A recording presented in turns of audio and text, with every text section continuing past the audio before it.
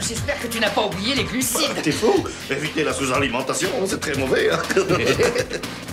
Voilà, mais bien évidemment, ne jamais oublier de ne pas mélanger les lipides avec les protéines. Oula, surtout pas. Et il faut se méfier également de l'apport calorifique de la saccharose. Voilà. Le geste mesuré, on garde le sens de la mesure. Et oui, car la modération est la clé de voûte de la minceur, bien.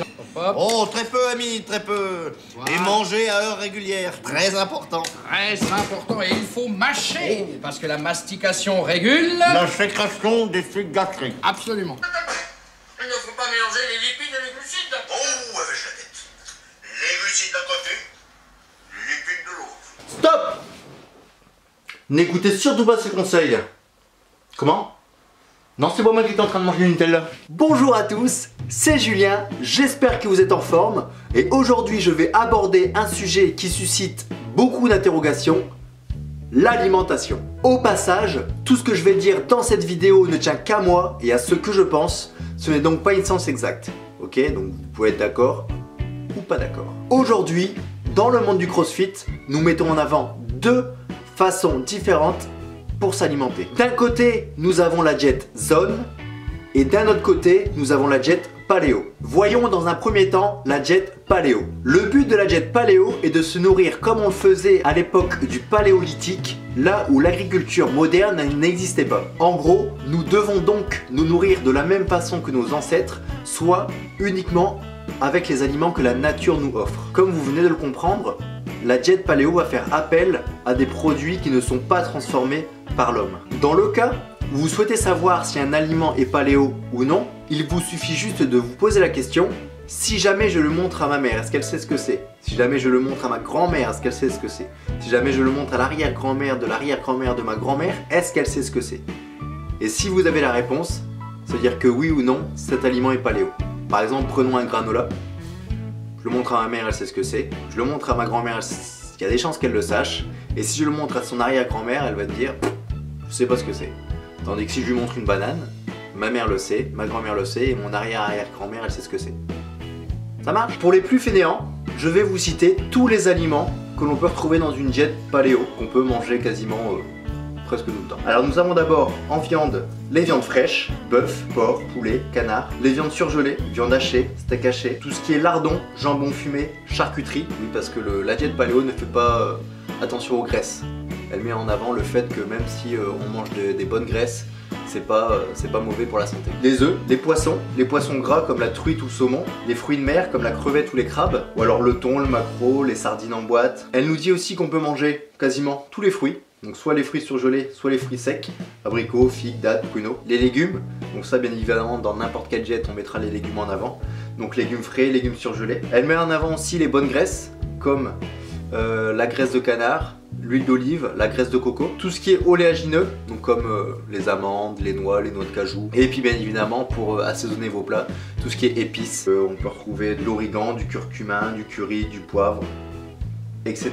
Mais bien évidemment, comme vous vous doutez, il y a des aliments à proscrire parce qu'en fait la diète paléo va faire appel à tout ce qui vient de la nature, mais aujourd'hui dans les supermarchés, il y a beaucoup d'aliments qui eux ne proviennent pas de la nature, qui sont des éléments modifiés par l'homme. Donc là je vais vous sortir une petite liste de ces aliments. Donc pour les éléments interdits, voici une liste non exhaustive de tous les aliments qu'il est préférable de ne pas forcément manger dans une diète paléo, même à proscrire. Donc tout ce qui est céréales, blé, riz, maïs, pâtes, pain, semoule, céréales du petit déjeuner, muesli, biscottes, tout ce qui est sucre et féculent, comme la pomme de terre, la purée, les petits pois, le quinoa, purée de marron, le Nutella, les confitures industrielles, le sucre en poudre, les pop-corn, les bonbons, le chocolat en poudre, etc.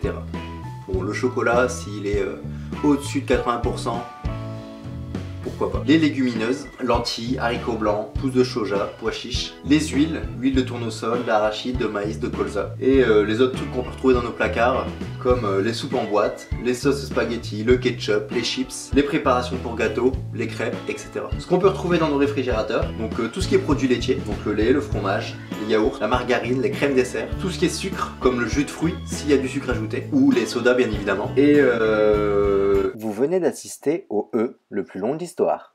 et les autres type saucisse gnocchi ou tofu. Et tout ce qu'on peut retrouver dans nos congélateurs, comme les pizzas, les quiches, les tartes salées ou sucrées ou les petits fours par exemple. Donc vraiment plein d'éléments modifiés. Après tout ce qui est crème glacée, barre chocolatée, bon, là je vous apprends rien forcément. Et tout ce qui est repas surgelés, poisson pané, cordon bleu, frites, nuggets, etc. Donc tout ce qui est riche en glucides est vraiment à proscrire de la diète paléo pour vraiment faire appel à que des aliments sains qui sont sortis de la nature. Bien évidemment on trouve pas des frites sur un arbre ni des nuggets.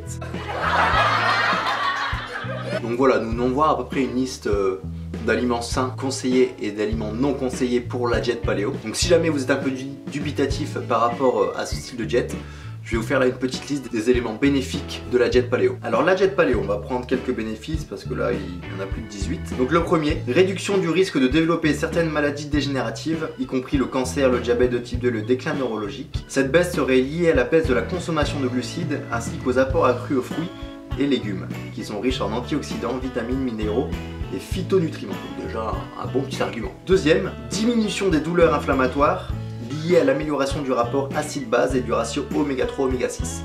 Effectivement, quand on mange des choses qui sont plus naturelles, qui sont créées par la nature pour nous, forcément on dérègle moins notre système et on a tendance à avoir un équilibre plutôt sain. Baisse du risque de maladie cardiaque, donc cela est rendu possible notamment par l'apport supérieur en bonne graisse monoinsaturée et oméga 3, donc les graisses qu'on peut retrouver dans les noix, l'huile d'olive, le poisson, les poissons gras, etc. Réduction de la tension artérielle, régulation du cholestérol, régulation de la glycémie, et après tout ce qui s'ensuit. Meilleure qualité de sommeil, meilleure qualité de peau, prévention de l'ostéoporose, etc., etc. Sensation de bien-être, et bien évidemment, en dernière partie, les séances d'entraînement deviennent plus efficaces. Bah oui, forcément.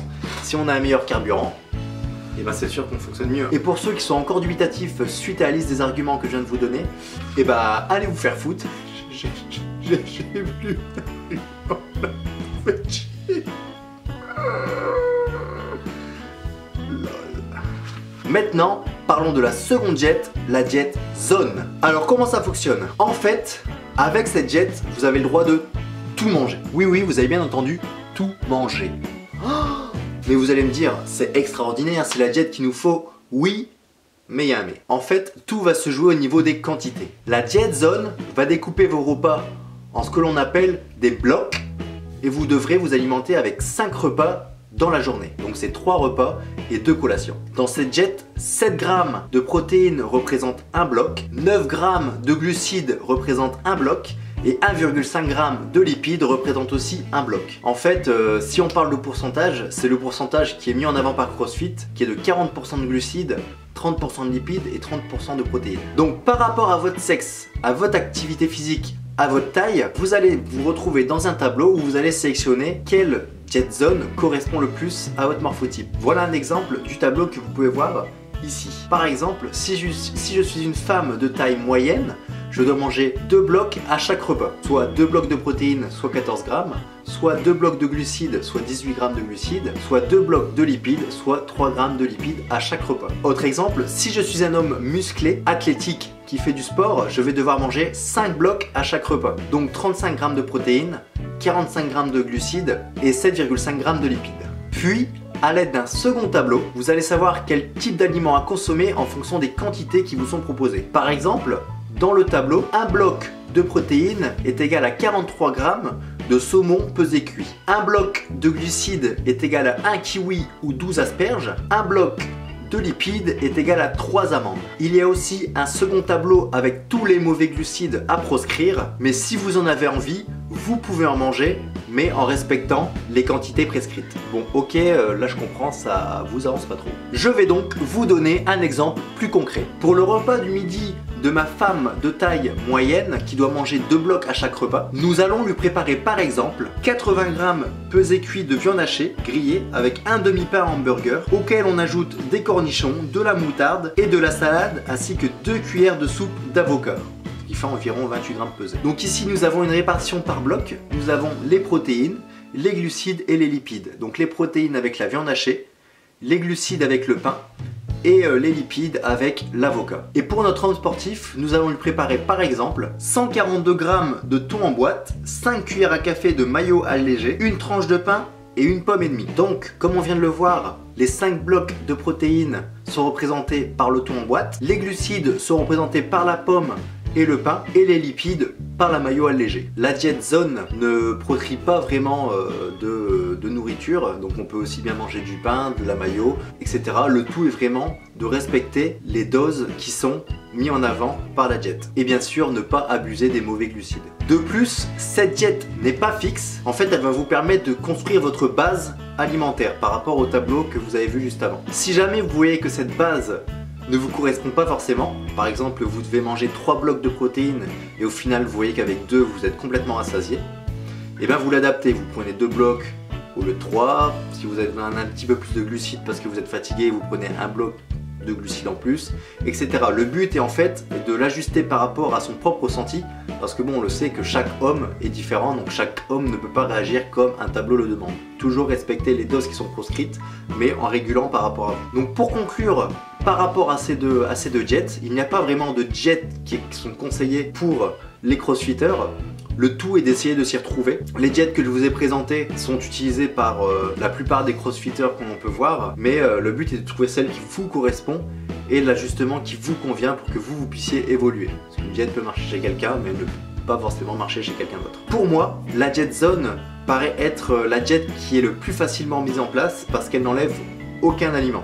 Il faut juste respecter les quantités. Mais dans tous les cas, si vous respectez la diète paléo ou la Diet Zone, vous aurez quoi qu'il arrive des résultats très rapidement. De mon côté, je pense qu'il faut faire la part des choses et de savoir ce que l'on veut vraiment. Je pense qu'il est intéressant de prendre en compte ce que proposent ces deux diètes et de les mélanger un peu à sa sauce pour pouvoir atteindre son propre objectif. J'ai régulièrement des personnes à la salle qui viennent me voir pour me demander ce qu'ils doivent manger pour pouvoir ressembler à la personne qui montre sur leur photo. Moi, la question que je leur pose, c'est de savoir est-ce qu'ils souhaitent vraiment devenir comme leur photo. Donc leur première réponse, ça va être oui.